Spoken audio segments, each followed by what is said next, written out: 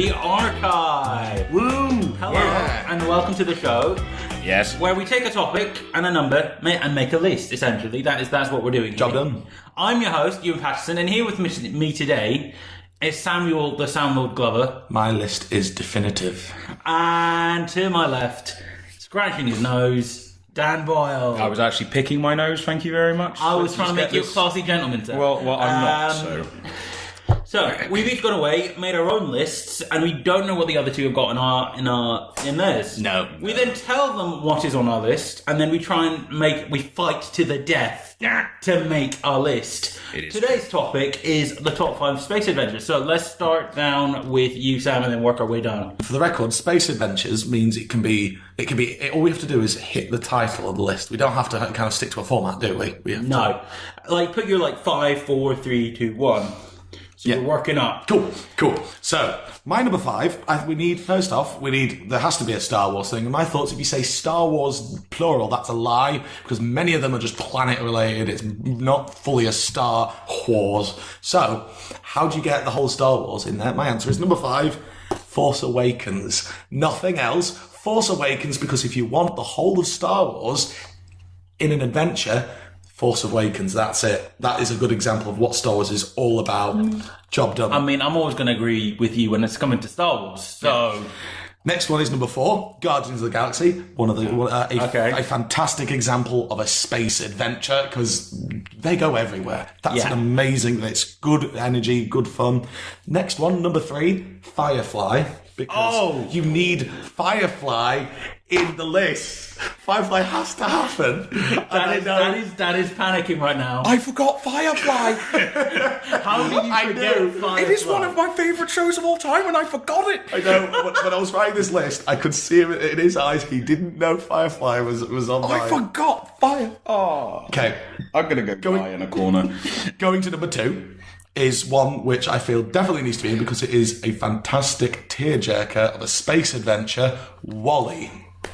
Oh, I completely forgot about WALL-E. Yeah, this is an abstract list, and I'm proud that I'm first because WALL-E is one of the greatest stories told because it's just because it fits everything. It's a good sci-fi. It's for kids. It's blah blah blah. And the top one, the only thing that can ever be the number 1 greatest space adventure is Hitchhiker's Guide to the Galaxy, because definitively that is always the reference people go to. Guardians of the Galaxy pretty much took its inspiration from Hitchhiker's Guide to the Galaxy. Everything does when you're looking for a complex and fantastic adventure through all of space. That is the only thing you can refer to. Okay, Dan, you're up next. Okay, coming in at number 5 for me, shamefully I did forget Firefly, but I'm not going to change my list now. Coming in at number 5, I have put Rick and Morty. It is one of my favourite TV shows of all time, but it's different planets. So I've classed it as a space adventure because it is sci-fi related and does happen in space, but that's why it's only number 5. Yeah. On number 4, I have put ladies and gentlemen, I've forgotten my number 4. I am, of course, joking. Coming in at number 4 was The Fifth Element. The Fifth Element. The Fifth Element. You remember the Bruce Willis film? Yeah. Yeah. I like The Fifth Element. I think it is a very good space adventure. I think it's enjoyable and quite a lot of fun. That's why it's number 4. Coming in at number 3, I have a difference to this. I have a book, Rendezvous with Rama by Arthur C. Clarke. What's that? I've never heard of that. Which is a fantastic book. If you haven't read it, do give it a read. It's a trilogy. There's 3 of them. I've only put the first one on here because it's not the best, but it is good, and it is the one that sets it all off. Basically, this mysterious spacecraft comes into our solar system, and they send a little mining team to go investigate. Oh. And it's very interesting. It's all scientifically accurate, and it is a very, very good read. So that's why it's a good space adventure. Okay. Number 2. Number 2 is Sam Glover's number 1, Hitchhiker's Guide to the Galaxy. It had to go on this list somewhere because you cannot have a space adventure list without Hitchhiker's Guide to the Galaxy. Agreed. It is the definitive space adventure, but it is not my number 1 because because I refuse to betray my favourite little murderous creature, the alien. So that is why Alien is, of course, my number one space adventure. It will always be my number one space adventure. I knew that was going to tell. Yeah. It was going to be on my list somewhere. I think we all knew that. Yeah. But I just couldn't betray my little xenomorph friends, and I put them at number one. Okay, so I'm up next. So at my number 5, I have Guardians of the Galaxy for pretty much the same reasons as Sam. Okay. It is that you can't really deny that they go all over space. Yeah, they do. And they at number 4, I got the rebooted Star Trek. The rebooted Star Trek. I was going to put that on, but Because it successfully rebooted a very, very dead franchise. And unlike most of the other Star Trek things, it actually does go around space rather than going, here's a planet, let's just linger on the planet, let's go away from the planet. It was between this and Wrath of Khan for me, but I decided to go with this one because it does a lot of the stuff that Wrath of Khan does, but better and with more of an interesting budget. You're seeing these characters grow and become who they're supposed to be. At number 3, I have the one that Dan forgot. I have Firefly. Because space cowboys, just space cowboys, and you can't deny. And I also, when I put Firefly, I lumped in Serenity with that because let's be honest, that's the season finale. At number 2, this is one that neither of you have got. I got Mass Effect 2. Oh yeah, good point. Mass Effect 2 is literally you're going around, you're building up a team for a suicides mission. But you can easily just go and do the suicide mission and then everybody will die. In order to do the suicide mission well, you have to learn about these people, what their strengths are, and then your decisions impact the final part of the game. That's why Mass Effect 2 is at my number 2. And then at number 1, can you guess what it is? Is it all of Star Wars? It's Star Wars, the original trilogy. Original trilogy. Okay. Because if you're looking at it from the story of Luke Skywalker, it's him growing and developing. And it takes quite a lot of it. It takes place in space. It's got Star Wars. It's got Wookiees. It's got lightsabers. It's got him redeeming his father from the dark side. It's the most amazing Star Wars thing ever. And it is probably what inspired quite a lot of other people. I'll give him that. I'll give him that Star Wars inspired an awful lot. I don't think that Star Wars should be number 1 though, because that's just because.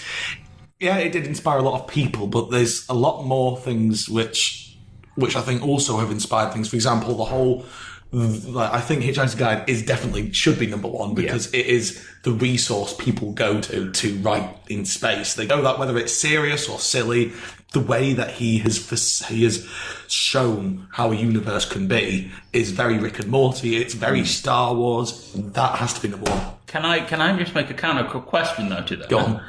Douglas Adams wrote on Doctor Who. Yeah. So wouldn't it be then easy to then say Doctor Who inspired Hitchhiker's Guide to the Galaxy, which in turn inspired all of these others? Did he write that before or after? After. He wrote Hitchhiker's after his work on Doctor Who. I noticed that no one has put Doctor Who. No, Doctor Who was on my 5th spot, but it came off because at its essence, it's a time travel show. Yeah, I was trying to figure out what is the best space episode of Doctor Who, and the answer is... I would have put maybe Midnight. Yeah, but Midnight's not a good example of Doctor Who, though. That's a bad point. Ewan, that's a bad point. But... If Coming from a guy that didn't put Firefly on his list. Shut up! Right. This is why we should write a list at some point about time travel. Okay. So we now have the fun job of trying to decide what goes in at number 5, what goes in at number 4, 3, 2, and 1. I think there is a few things which we know definitely have to go in. So I think we definitely know that Firefly has to go in somewhere because we've all put it on our list at some point, even though Dan didn't and he wanted to. All right. Stop shaming me, all right? I forgot about you, Nathan Fillion. Please forgive me. We share a birthday. Okay, Hitchhiker's Guide has to be in as well. Hitchhiker's Guide, I think, has to be at number 1. Yeah. I'll give you Hitchhikers because it was number 1 on his and it was number 2 on mine. So I think logically, I'll give you that. Boom. Star Wars has to go in because Sam's put it on his list. He has, but he only put it at number 5. But you put it at number 1. So I think different Star Wars films. I chose The Force Awakens because I think that is a better example of a space adventure. But I see your point where A New Hope or the whole. I think if it is anything, A New Hope, because the rest of it doesn't. It's just well, Empire has the pathos and the grit that helps inform what happens in Return of the Jedi. Without Empire, it's just a very frivolous, happy-go-lucky story. Good point. You need Empire. What do you say? What do you say, Dan? Since All right. Which one was Empire? that's the second one. The one where Luke gets his hand chopped off. Okay, and then all right. I'm gonna go with Empire then. Rather than the whole saga, or one specific. If I'm choosing one specific film, I think I'd have to go the second one. Okay, so where do we put that? I think because we've all had Firefly, we put Firefly in at number 2. Yep. And then at number 3, we put Star Wars. We're just doing the original trilogy. Yeah, Just the original trilogy. Now, this is we've all put... me and Sam have both had Guardians of the Galaxy. Yeah, I didn't bother with that. You didn't bother with that one. Although, So this is where the nitty gritty is, and it is 4 and 5 are going to be where it's interesting. Yeah. I feel like nothing from my list is going on here now. Aliens, though, is an interesting point, though. Yeah. Aliens is a fantastic, horrifying journey in space. And that is because you can't. It's a space adventure in the sense of it's the worst space adventure you could ever live through. Okay. Yeah. I would justify that Alien needs to be on that list somewhere. Okay. Even if it's number 5, I would say that it needs to be. Because if you look at them all, you've got like a space opera, you've got a space opera, a space comedy, you've got space cowboys. You need a space horror. There needs to be a space horror. Is that all right? Yeah. Number 4 or number 5? I think number 4. Number 4 for Alien? Because it, like you said, you were both saying it's a landmark in... Yeah, it was a landmark in cinema. Mm-hmm. It was pretty much the birth of the genre for sci-fi horror. And then we've got to hurry us up because we've only got like a couple more minutes now. Yeah. Before Dan gets sucked back into the cold vacuum space. I know. So 5. At number 5...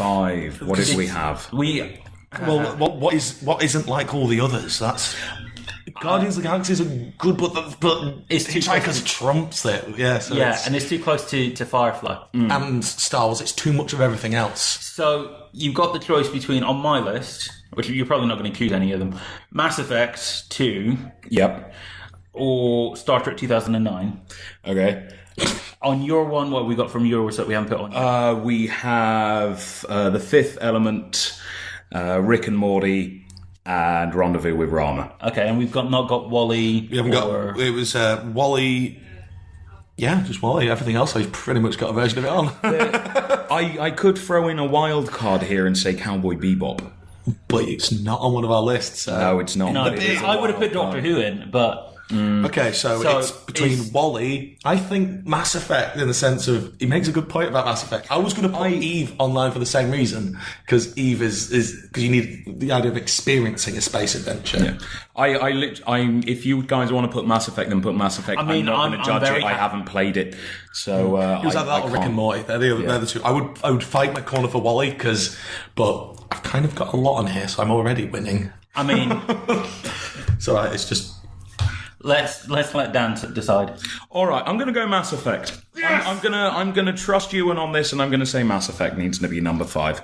So to summarise with the lowdown, our top 5 space adventures are at number 5, Mass Effect, because it's amazing, and what your decisions do actually affect the impact of the game. You can play it as a complete arsehole, or you can play it as a very nice person. Excellent. So then at number 4, we've got Alien, with the original one that set off the whole horror genre because it's set in space and it's a good adventure. I think that's a good summary, yeah. Yeah, very good summary. I like the title there. And number 3 is the Star Wars trilogy, which loads of Star Wars fans will be like, yeah, but screw you. And because the trilogy is number 3, because it is the whole story of Star Wars is really about Luke Skywalker, his journey from boyhood to manhood, and how he interacts with the world at large and growing into the better person that he is. And then crawling up at number 2 is Joss Whedon's greatest thing, Firefly, because it's just a good example of a definitive adventure in space. He took the cowboy genre, put it in space, and it works better. And it's a shame that we're in a world where that was done to the length of a British sitcom, where we get less of it rather than more of it. But hey-ho. And finally, Hitchhiker's Guide to the Galaxy is number 1 because, Dan... Because if you want a decent space adventure, you cannot go any better than Hitchhiker's Guide. They go further than anywhere else, they go sillier than anywhere else, they go more dramatic than anywhere else, and you are very lucky to know it. Excellent. And I think that's it, really. I think that's where it's done, isn't it? Yeah. Yay! Right, I need to go to warm up. Okay, go. Yeah, I'm running. Flying to the cold vacuum of space, Dan. No! But you are star, Dan. But let us know what you think about our list. If you agree, disagree, tell us what you would put on, what your 5 are. And just tell us that we're all stupid and that we don't love Star Wars, even though we do. Yeah. But anyways, farewell. Bye.